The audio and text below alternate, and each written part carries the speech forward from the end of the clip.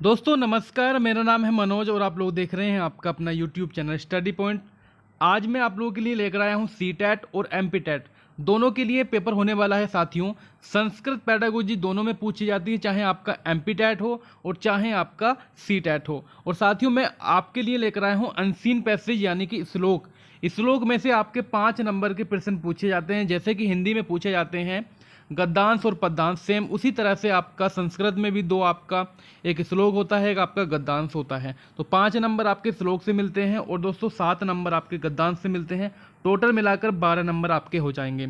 साथियों आज की वीडियो में हम लोग बात करने वाले हैं जो संस्कृत की पैडागोजी होती है, बिल्कुल ही सिंपल वे में हम लोग करेंगे, समझेंगे और वीडियो को आप लोग लास्ट तक देखेंगे।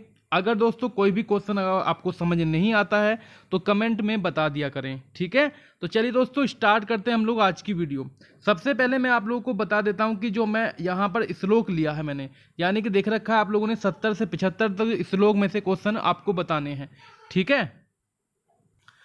सो फ्रेंड्स हम लोग को देखिएगा, ये जो श्लोक लिखा हुआ है अगर आप लोग इसको पढ़ेंगे काफ़ी टाइम लग जाएगा। मैं आपको इसकी ट्रिक बता दूंगा कैसे आपको याद करना है, मतलब कैसे आपको इस पैराग्राफ में से आंसर निकालने हैं, ठीक है। तो मैं पैराग्राफ यहाँ पर नहीं पढ़ने वाला हूँ और मैं सिर्फ डायरेक्टली आपको क्वेश्चन की तरफ ले चलता हूँ। जहाँ पैराग्राफ देखने की आवश्यकता पड़ेगी मैं आपको पैराग्राफ भी दिखा दूंगा, ठीक है। आपका टाइम भी बच जाएगा और आपको ट्रिक का भी पता लग जाएगा कैसे हम लोग सोल्व करते हैं इसको, ठीक। चलिए गाइज देखिए, पहला क्वेश्चन आपकी स्क्रीन पर ये आ चुका है। अब आप लोग क्वेश्चन देखिएगा। क्वेश्चन क्या होगा आपका कि सागरेशु इति पदस्य पर्याय पदम श्लोके प्रयुक्तम। दोस्तों यहां पर पूछा गया है कि जो सागर है आपका, सागर यानी कि पर्यायवाची आप लोगों से पूछा गया कि सागर का पर्यायवाची क्या है। सिंपल प्रश्न है ये तो। आपका जैसे आपका पदांश होता है ना, 3 क्वेश्चन पूछता है पदांश में से, 2 क्वेश्चन एक्स्ट्रा पूछ लेता है, पर्यायवाची, विलोम शब्द, प्रत्यय वगैरह। सेम उसी प्रकार का प्रश्न है आपका कि जो सागर का पर्यायवाची है यानी कि सागर को हम लोग क्या क्या बोलते हैं। देखिएगा, विहगेशु ये तो हम लोग नहीं बोलते, सिंहेशु इसको भी नहीं बोलते हम लोग, अरणेशु इसको भी नहीं बोलते, लेकिन हम लोग देखिए समुद्र, समुद्र को ही तो हम लोग भैया सागर बोलते हैं ना। तो हमारा आंसर हो जाएगा तीसरा ऑप्शन। क्लियर है, 1 नंबर आपका यहां से बन चुका है। ओके, अगले क्वेश्चन की हम लोग बात करेंगे साथियों। अगला क्वेश्चन आपकी स्क्रीन पर बोल रहा है अपमान है इति पदस्य विलोम शब्द है श्लोके प्रयुक्त है। दोस्तों यानी कि यहां पर पूछा गया जो अपमान शब्द है इसका विलोम शब्द क्या होगा। बिल्कुल हलवा क्वेश्चन मान के चलो, बिल्कुल फटाक से आप लोग आंसर देंगे इसका। भाई अपमान शब्द का विलोम शब्द पूछा है, कौन बताएगा आंसर कमेंट सेक्शन में जल्दी से, शाबाश। देखिएगा अपमान का होता सम्मान। क्लियर है, इज दैट क्लियर? कोई भी कंफ्यूजन आपको नहीं होगा। तो 2 क्वेश्चन आपके हो गए, 2 नंबर आपके यहां से बन जाते हैं क्लियरली। याव जीवम तृप्ति ही कहा भवती, क्वेश्चन नंबर 3। तो इसको हम लोग देख लेते हैं दोस्तों। मैं आपको बता दूंगा इसको थोड़ा सा देखने का आवश्यकता पड़ सकती है आपको। यानी कि दोस्तों ये जो दो क्वेश्चन थे इनको आपको पैराग्राम देखने की आवश्यकता नहीं थी। अब देखो आपने जो वर्ड ढूंढ लिया, कीवर्ड होगा याव जीवहम तृप्ति कया भवती। तो ये वाला जो वर्ड है आपका इसको आप लोग देख लीजिएगा। अब हम लोग देखते हैं सबसे पहले ये पैराग्राफ में कहाँ मिलता है। जैसे भी हम लोग पैराग्राफ देखते हैं तो इसमें देखिए आप लोग यहाँ पर देख सकते हैं याव जीवह च विद्याया। तो यानी कि यहाँ पर जो आंसर होगा क्या होगा, विद्याया, ठीक है। तो याव जीवम च विद्या, तो विद्या तो आंसर होना चाहिए आपका। डायरेक्टली हम लोग क्वेश्चन पे चलते हैं भैया। इसमें भी साथियों आप लोगों का जो आंसर होगा विद्या होगा, यानी कि बी नंबर। क्लियर है, एक कीवर्ड आप लोग देख लीजिएगा, कीवर्ड से हम लोग आंसर दे सकते हैं, ठीक है। कोई दिक्कत? आई होप कोई दिक्कत आप लोगों को नहीं होने वाली है। अब हम लोग बात करेंगे 73 नंबर की, ठीक है। 73 नंबर होगा कीदृशम धनम कार्यकाले लाभप्रदम न भवती ही। तो दोस्तों ये भी क्वेश्चन आपका बहुत बढ़िया क्वेश्चन, मैं आपको समझा देता हूं इसका क्या होगा। यानी कि दोस्तों मैं आपको बता देता हूं, फिर भी इसका देख लीजिएगा कीवर्ड क्या है, कीदृशम धनम कार्यकाले लाभप्रदम न भवती। अब मैं आप लोगों को पैराग्राफ दिखा देता हूं। अब साथियों यहां से आप लोग पढ़ेंगे, देखिएगा मैं पढ़कर बता देता हूं आपको कि पुस्तक स्था तू या विद्या परस्तगनम धनम, ठीक है। कार्यकाले ये वाला वर्ड हम लोगों को देखना था जो कार्यकाले लिखा हुआ है, ठीक है। कार्यकाले समुत्पन्ने न सा विद्या न तदनम। यानी कि दोस्तों इसका कहने का मतलब ये होगा कि जब हमारे पास पैसा होता है, ठीक है। डायरेक्टली क्वेश्चन की तरफ मैं ले चल रहा हूँ यहाँ पर आपको।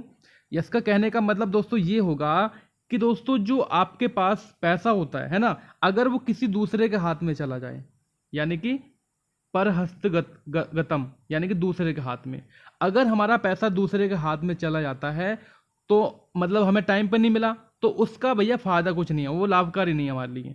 पैसा हमारा है लेकिन हमें टाइम पर नहीं मिल रहा है, तो हमारे लिए क्या लाभकारी है? तो इसका आंसर हो जाएगा पहला वाला। अगले क्वेश्चन की बात करेंगे, मानः केशाम धनम भवति। मानः केशाम धनम भवति, बहुत बढ़िया क्वेश्चन आपका। इसको हम लोग देख लेंगे, मानः केशाम, केशाम धनम, यानी कि कीवर्ड लेके चलते हैं हम लोग, मानक केशाम। केशाम को हम लोग पकड़ लेते हैं यहाँ पर। अब देखिए ये वाली दो लाइन पढ़िए आप लोग, यहाँ पर दो लाइन मैं आपको बता दूंगा, ये वाली आप लोग पढ़िएगा, पहली और दूसरी, इन लाइन को पढ़िएगा, यहाँ से आप लोग आंसर निकालेंगे। देखिए धनम, यहाँ की बात हम लोग की है ना, यानी कि दोस्तों क्या होगा, अधमा धन मिच्छन्ति धनमानो च मध्यमः उत्तमा मन मिच्छन्ति मानो हिम महत्मः धनम। ठीक है, तो इसको मैं बहुत स्लोली पढ़ रहा हूँ, ऐसा नहीं है, क्योंकि इसलिए पढ़ रहा हूँ क्योंकि अच्छे से हम लोगों को आंसर आ जाना चाहिए। तो ये यहाँ पर देखिएगा, इन दो में ही आपका आंसर छिपा हुआ है। क्वेश्चन में बोला गया था दोस्तों, इसका सही आंसर हो जाएगा आपका महत्माम हो जाएगा। मानः केशा धनम भवति, यानी कि मानः महत्माम। कहने का मतलब दोस्तों ये होगा, कहने का सारांश ये था कि जो दोस्तों अधम पुरुष होते हैं ना, अधम पुरुष होते हैं, वो दोस्तों किसकी इच्छा रखते हैं? धन की इच्छा रखते हैं। ठीक है, जो मध्यम पुरुष होते हैं ना, वो रखते हैं धन की इच्छा। ठीक है, जो आपके द्वार से बता देता हूं मैं आपको, जो अधम पुरुष होते हैं वो आपके धन की इच्छा रखते हैं। जो मध्यम पुरुष होते हैं, इनको इन वाले से ज़्यादा धन चाहिए, पहले वाले से ज़्यादा धन चाहिए।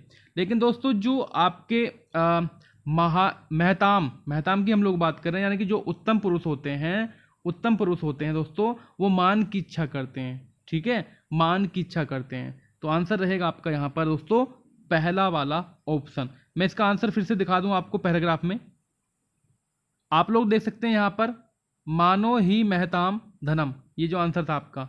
ठीक है, अगला क्वेश्चन साथियों आपकी स्क्रीन पर होगा, कित्वा प्रत्यायंत पदम चित्वा लिखत। ठीक है, यानी कि दोस्तों इसमें ये पूछा गया है, मतलब पहले मैं आपको आंसर बता देता हूँ इसका क्या होगा। आंसर देखिए होगा दृष्टवा, यानी कि दोस्तों प्रत्यय आप लोगों से पूछा गया है। प्रत्यय की हम लोग बात करें, कित्वा की बात हम लोग कर रहे हैं, तो आप लोगों ने संस्कृत में पढ़ा होगा कि जो कित्वा प्रत्यय होता है, ठीक है, अगर हम लोग देखिएगा इसमें जो आंसर तो आपका दृष्टवा है। ठीक है, अगर मैं बात करूंगा दृश्य की, अगर मैं बात करूंगा दृश्य में हम लोग को लगा दिया कृत्वा, तो दोस्तों दृश्य में कृत्वा लगा दिया क्या हो जाएगा? दृष्टवा हो जाएगा कि नहीं हो जाएगा? तो इसलिए आपका आंसर होगा सी वाला ऑप्शन।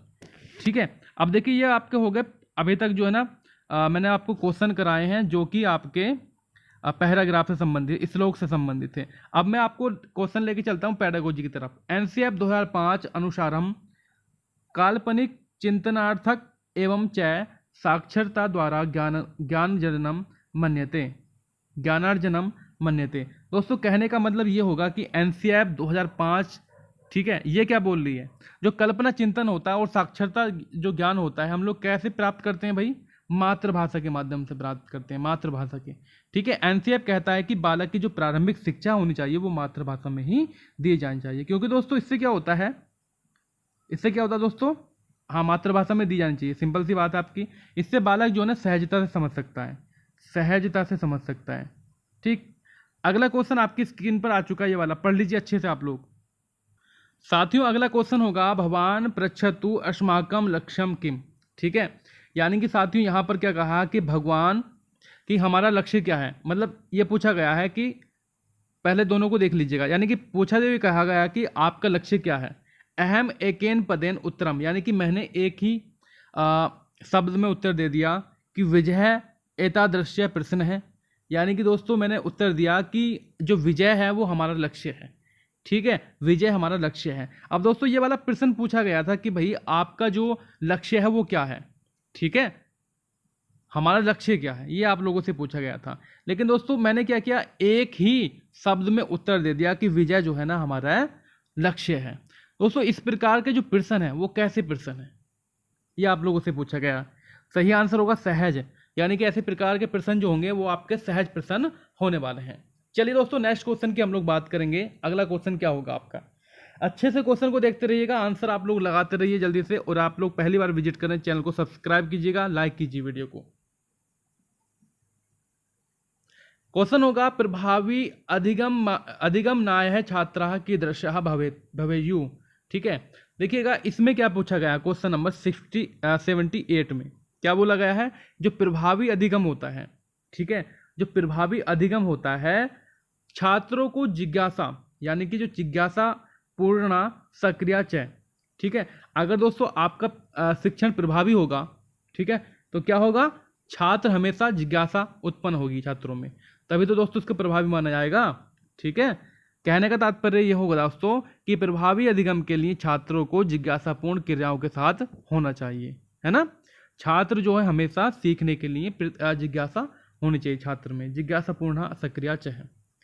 अगले क्वेश्चन की बात करेंगे। अगला क्वेश्चन आपकी स्क्रीन पर होगा, प्रत्यक्ष अनुदेशनम अधिकृत्य है कस्य भूमिका सर्वाधिक प्रभावकारी। ठीक है, यह क्वेश्चन पूछा गया आपसे।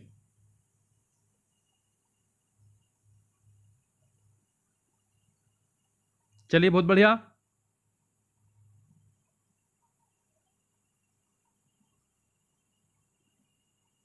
कहने का दोस्तों इसका आंसर हो जाएगा आपका पहला वाला ऑप्शन, अधिगम कर्तुः, यानी कि दोस्तों आपका जो प्रत्यक्ष अनुदेशन है उसको अधिकृत कर सर्वाधिक प्रभावशाली अधिगमकर्ता की बनाता है, यानी कि अधिगमकर्ता पहला ऑप्शन आपका हो जाएगा।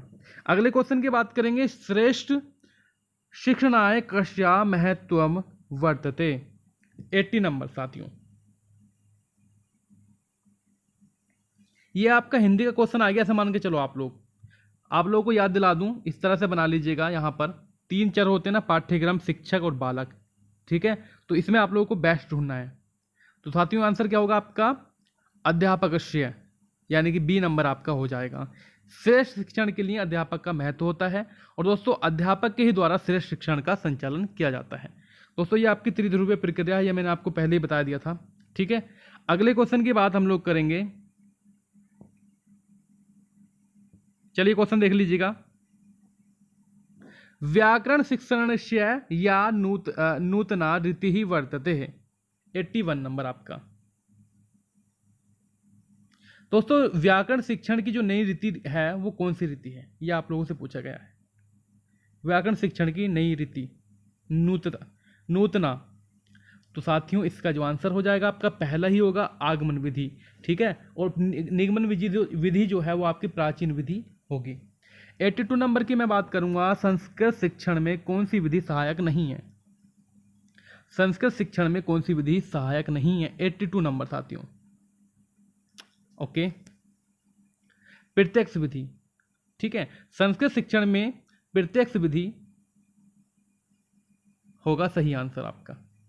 नेक्स्ट क्वेश्चन की बात करेंगे, अनुवाद विधि भाषा शिक्षण में उपयोगी है क्योंकि इसमें साथियों क्या होता है, इसमें साथियों अनुवाद द्वारा वाक्य रचना ठीक से समझी जा सकती है। ठीक, चलिए नेक्स्ट क्वेश्चन की बात हम लोग करेंगे, हितोपदेश का संबंध किस विधि से है। हितोपदेश का संबंध जो है वो किस विधि से है, सूत्र विधि, कहानी कथन विधि, भाषण विधि और उपरोक्त में से सभी। फटाक से आंसर लगा दीजिएगा। दोस्तों हितोपदेश जो है नारायण पंडित की जो है वो रचना है, नारायण पंडित की रचना है। ठीक है, सही आंसर हो जाएगा आपका कहानी कथन विधि। ठीक, अगले क्वेश्चन की बात हम लोग करेंगे साथियों यहाँ पर, व्याकरणस्य लक्षणम। ठीक, व्याकरण के लक्षण क्या है। देखिए व्याकरण का लक्षण भाषा शिक्षण है। क्या होगा, भाषा शिक्षण। तो सही आंसर क्या लगाएंगे हम लोग, डी नंबर लगाएंगे। ठीक है, 85 नंबर का। व्याकरण का लक्षण भाषा शिक्षण में से है। व्याकरण भाषा को दोस्तों वैज्ञानिक पद्धति से जोड़ता है। आंसर रहेगा डी नंबर आपका। क्लियर। अगले क्वेश्चन की बात करेंगे हम लोग, आकलनस्य निष्क है। आकलनस्य है निकष है। तो दोस्तों ध्यान से पढ़िए आप लोग इस क्वेश्चन को। 86 नंबर क्या बोल रहा है आपका, बहुत ही शानदार प्रश्न रहेगा आपका ये वाला। दोस्तों जो आकलन का क्राइटेरिया हो रहा है, जो निष्कर्ष होता है यानी कि क्राइटेरिया होता है, वो कैसा होना चाहिए। तो सिंपल प्रश्न दोस्तों आप सभी को पता होना चाहिए कि भाई जो विद्यार्थी है उसके समर्थ के अकॉर्डिंग होना चाहिए। ठीक है, विद्यार्थी के समर्थ के अकॉर्डिंग सामान्य ज्ञान से संबंधित होना चाहिए आपका। तो सही आंसर रहेगा आपका साथियों बी नंबर। ठीक है, अगले क्वेश्चन की बात करेंगे 87 की। 87 में क्या होगा साथियों, पढ़ लीजिए आप लोग क्वेश्चन को, बहुत अच्छा क्वेश्चन आपका। भाषा विज्ञान तंत्रे अस्माकं मानसिकः शब्दकोश कथ्यते। ठीक, 87 नंबर, भाषा विज्ञान तंत्र में, ठीक है, सही आंसर बताएंगे आप लोग यहाँ पर।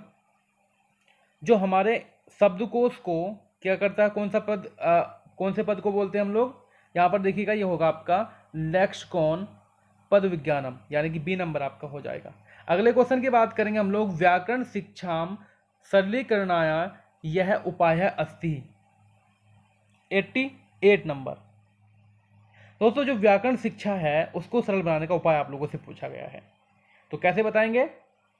रटना थोड़ी ना है, रटना नहीं हो, प्रतिदिन व्याकरण का प्रयोग, ये नहीं, इनमें से कोई नहीं, ये भी गलत, यानी कि मातृभाषा का प्रयोग करना। पठन कौशलम नाम है, पठन कौशलम नाम है। 89 नंबर।